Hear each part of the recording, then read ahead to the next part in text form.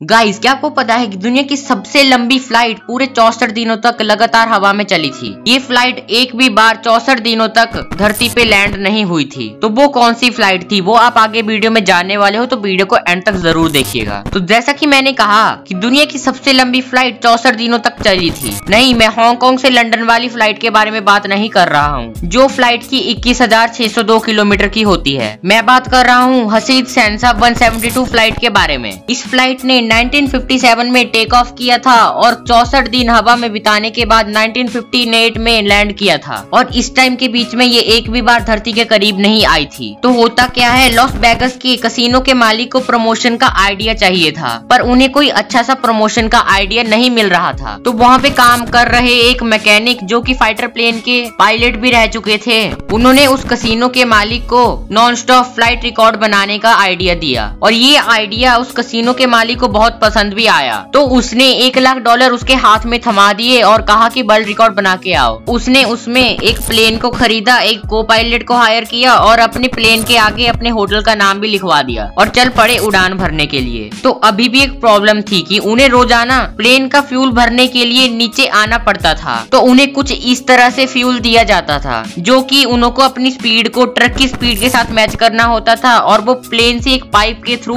उस फ्यूल को खींचते थे। और ऐसे ही उड़ते उड़ते उड़ते उड़ते उन्होंने पूरे 64 दिन पूरे कर लिए। लेकिन 64वें दिन एक बहुत ही बड़ी प्रॉब्लम हो गई। उनके प्लेन का इंजन धीरे धीरे खराब होने लग गया था, क्योंकि वो इतने दिनों से लगातार उड़ रहा था। तो उनको उस दिन लैंड करना ही पड़ा और आज तक ये वर्ल्ड रिकॉर्ड है, जिसे कि कोई भी नहीं तोड़ पाया।